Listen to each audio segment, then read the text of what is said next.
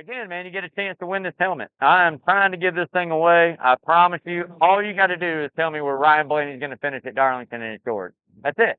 Come on, man. Even, you get on there, you comment on the show, and you say, oh, he's going to finish this. That's it. That's all I need, man. Just tell me where he's going to finish, and the helmet is yours, all right? What's going on, y'all? I'm Brandon Atlanta Man Bang, coming to you live right here, Coach's Corner, the center of the universe, Thunderbolt, Georgia. Another episode of Rubbin' and Grubbin'. Rubbin' is racing, grubbin' is tasting. Thank you guys for tuning in. If you're new, the way we like to start it out is what we call the word of the day. Basically, the way we play it is every time I say a word, you're going to take a sip of your favorite adult beverage. I love to say it's age appropriate as well. If you're under 21, man, it's spring break. It's mid-afternoon. Get a Red Bull, get some sweet tea, some Kool-Aid, get jacked up, man, and play along. So last week's word was, I have no idea what it was. I don't have my feet up here. What was it, Lawrence? Short track. There we go. All right. So I have obviously going into Martinsville, probably said it a few times, might have had a nice little buzz. But this week's word is going to be, have no idea, but Lawrence will throw it up there, y'all, and make sure you take a sip. So getting into that NASCAR news, I tell you what, if you tuned in Sunday, you saw probably one of the better Martinsville races for sure with the next-gen car. And the man, the myth, the legend there at Martinsville himself, Denny Hamlin, comes home victorious, and it blew my mind. I didn't know it. That was the first time he won there in a decade, which was just absolutely insane to me.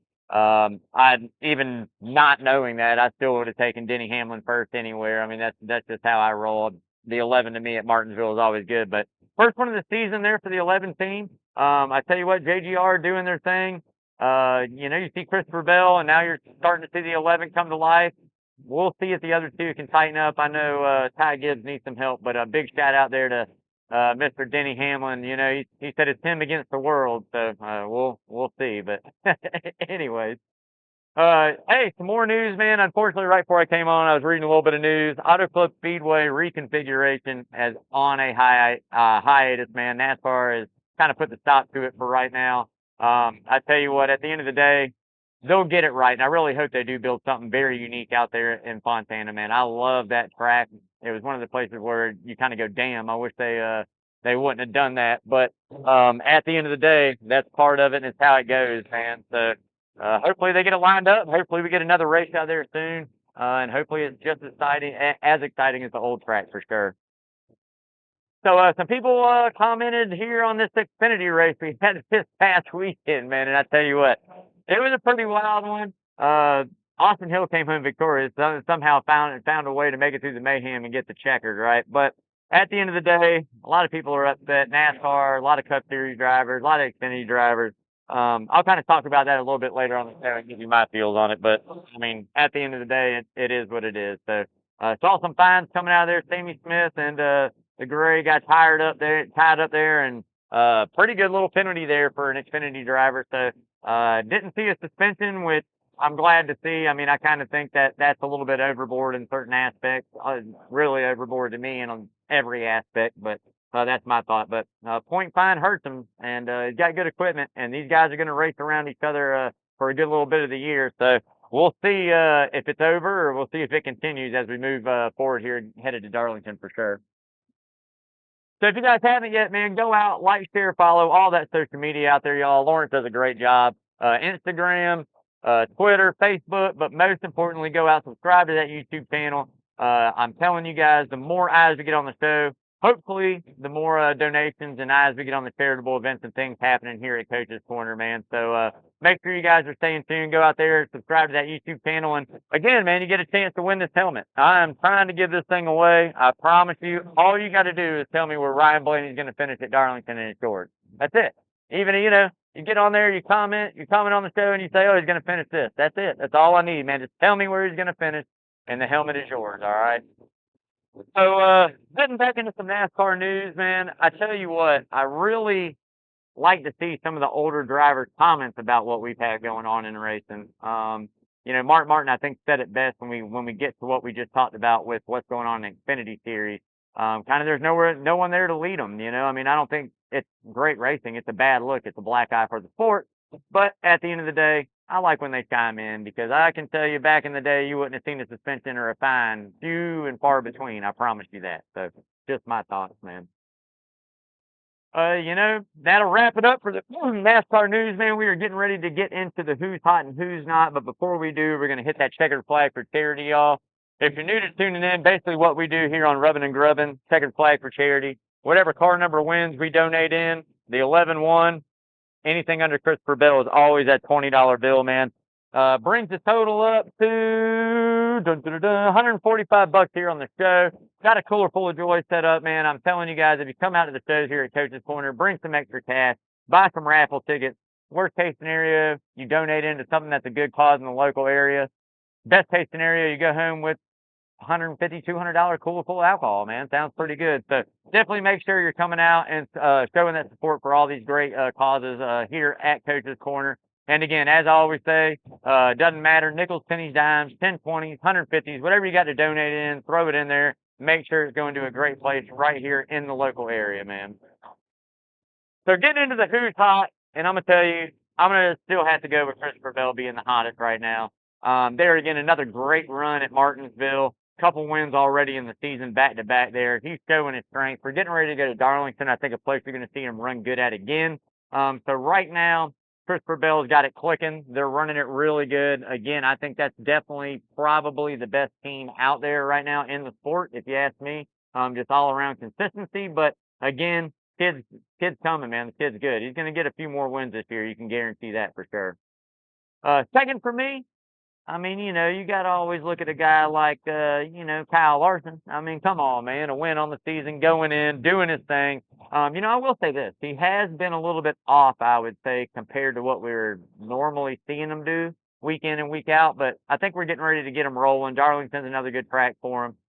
We'll see if he can tame it or not. But at the end of the day, Kyle Larson, you can't ever leave him off the hot list, man. I'll take him. 3 for me. Man, I tell you what, this is a rough one. It's a really rough one. I want to kind of go with Ford, but I'm really not going to. Oh, man, let's go. I don't know, man. I can't go my boy. I would say probably if you ask me right now, I guess we'll go Denny Hamlin. All right, we'll go Denny Hamlin. He's had kind of a shot season, a shitty season anyway, but he did get the win. And we know what he usually does, man. He'll, 3 or 4 wins a year, get down to the playoffs and choke. We'll see if he can finally get the championship, but I'll take him hot. You can't ever count the guy out. He's the veteran. He's the guy that's out there, showing some of these young kids how to do it. But with that, we'll go neck and slash it because here's a guy I think that's really good right now. And if he has another really good run this week coming up, you better watch out for him. And I might catch some backlash for it, but at the end of the day, Bubba Wallace, man. I'm going to tell you guys like that. Bubba is running really good, contending for wins up front. Kind of coming into his own, definitely I think they got him hooked up over there at 2311 in that equipment. I think that it's inevitable if he keeps running the way he's running, he's going to get a win for sure. Again, I think when you look at Martinsville and you look at Miami and now we go to Darlington and I mean, just the solid season that he's had when he's run good. If he has another good run here at Darlington, man, you better check that box and be on the lookout for Bubba Wallace because he could definitely win a race for sure. So getting into the who's not, man, I tell you what. NASCAR is still on my bad list too, man. They just can't get out of it, and there's never going to be a right to get it all right. But the fines okay, points are okay, but at the end of the day, we've built this sport and Xfinity to where it is now because of certain rule changes that NASCAR implemented, certain things that NASCAR did. So we'll leave it there for now. But NASCAR is still on the not list. This Atlanta not being moved up to this time of year, right? We just reconfigured. Darlington's getting ready to come up this weekend instead of in May. The weather is absolutely gorgeous in this area. I would like to see us go Martinsville, Darlington, Atlanta, Bristol, Talladega, something like that. Dega's always going to fill out. I mean, I don't know. We'll see if it can get moved around a little bit. But at the end of the day, it's an awesome venue. But hopefully we get some scheduling and stuff right. And driver-wise on the not list, man, I'm going to tell you guys, you should already know the prophet, Ty Gibbs, is definitely not. All right.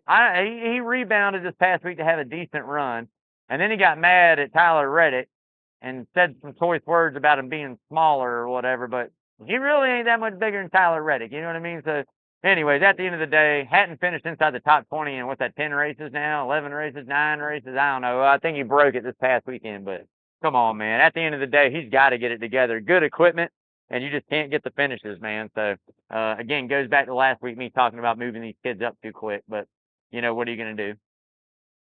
So that'll wrap it up for the who's hot and who's not, man. We are getting ready to get into that Martinsville recap there. I tell you what, like I said earlier, that was one of the best next gen Martinsville races we've seen. A lot of guys out there. Denny Hamlin led a lot of laps. Chase Elliott was out front for a while. Christopher Bell, and it was really neat to see these guys have the short run and longer run cars. Hamlin is just an ace of that, saving those tires and doing what he can to have that long run. And it pays off. He grabbed the first checker of the year right there for that 11 team. So at the end of the day, you can't ask for much more, racing side by side. Yeah, this and that, but come on, man. There was a lot of passing. There was a lot of bumping. It was a good race overall. So, like I said earlier, got to give a big shout out there to Christopher Bell and Bubba Wallace. Those guys had really good runs there, finishing top 3. Chase Elliott had it going on there too. Larson was up there. It's just those typical guys going. Joey Logano and Ross Chastain, a little drama as always there. Joey had some choice words about Ross. At the end of the race, just pretty much saying he's a jackass and races like shit, and he just is tired of being the victim of it. But me and Lawrence were talking earlier, and the move that he did wasn't really that bad. It was an extremely late block for sure. Scrubbed the nose off of Logano, but I remember vaguely at Daytona earlier this year, Logano threw a block, not once, but twice. And the second one took out a lot of good cars, too. So I'm sure they're tired of being the victim of it as well, man. But again, that's just one of those racing deals, but I love the drama. Maybe we'll see something happen, a little, Joey Logano putting him in the wall this weekend or something. Who knows, man? We'll see. But, again, like I said, had a little bit of drama there, had some, caution, had some cautions fall at the wrong time. I think that really kind of didn't really mess the race up in a way, but it did take some strategy out of it. But at the end of the day, it's just kind of how it goes. That's racing in general. But overall, again, that is one of the better Martinsville races we have seen in the next gen car. Hopefully we continue to move forward with it. I hated not having the tire option. But again, I think at a place like Martinsville with the long runs you typically see, if we bring the right compound off the bat, then maybe the soft tire shouldn't be an option. That would have caused mayhem towards the end of the race on those restarts for sure. But, pay dividend, man. We'll see what happens. But at the end of the day, pretty good race there at Martinsville. So getting ready to get into that Darlington preview. But before we do, we're going to hit that money line. The money line presented by Redfin Polarized, the best polarized sunglasses on the planet, y'all. Doesn't matter whether you got money on the line or a wall hanger. Make sure you see it clearly with these Carl Zeiss lenses. Italian frames, man. These things are absolutely sweet. Check out their website. They got a lot of swag, t-shirts, hats. They got styles that fit everything you need. Male, female, inshore, offshore, murky water, cloudy days, whatever it might be. Redfin got you covered. So make sure you check out that website, Redfin Polarized. And when you find something you like, you hit checkout, use code Rubbin' and Grubbin, save you 15%, man. So getting ready to head into Darlington, I'm going to bust out these top 5 for you, man. And I'm going to tell you what, I'm going number 1 for me this week. I'm looking at a guy like Kyle Larson again. I got to, unfortunately. I got to take Kyle Larson 1. Again, that high line's going to come in. We know it. He's going to run it good. So I'll take Larson 1. I'll take the 11. The spring race hasn't always been his forte, and he struggled a little bit here in this next-gen car, but he knows how to get around it, so I'll take him 2nd. 3rd for me will be the 24. Love William Byron on this racetrack. Another Hendrick Chevrolet right there. Gonna bring the heat. Gonna go fast. 4th for me, I'll look at a guy like Tyler Reddick. Again, a guy that knows how to run that high line when it gets cranked up, gets going in there. He's definitely going to string it out and get it riding. And last but not least, and I went back and forth about this, man, I got to go Christopher Bell. You can't leave Christopher Bell out. He's going to run good there again. Maybe contend for a win, maybe not, but at least he'll have a shot looking at Christopher Bell. A couple dark horses, not going to go too awful crazy. We'll go ahead and go Bubba Wallace for sure. Bubba Wallace has been hitting us a little bit of money here lately. I'm going to tell you guys about it here in just a second. But at the end of the day, we'll go Bubba Wallace there. When you look at another guy in this race, we had Keselowski get this win last year. All right. Now, can he do it again? I don't know, but I'll take him dark horse. I would say if he doesn't qualify well and doesn't practice well, the odds might get better as we move forward. I hadn't looked at him yet today. We'll have to take a look. But I'll take Brad Keselowski as a little sleeper, too. So, getting into that lady in black, man, The track's too tough to tame. I love Darlington. You guys know it's one of my favorite racetracks we go to all season long. Very unique. I mean, such a legendary NASCAR track. Again, we're going to see who can tame it. We're going to see who can come home with that victory. This is, one of the places you want to win. Maybe not this one, maybe that, Southern 500 for sure. But at the end of the day, this is a really, really, really prestigious race to win. So we'll see who can go out and get it done. But make sure you tune in this Sunday. When does it start, Lauren? 3 o'clock? I think right at 3 o'clock. But better yet, make sure you come up here to Coach's Corner, Savannah's home for NASCAR, right here at Thunderbolt, Georgia, baby.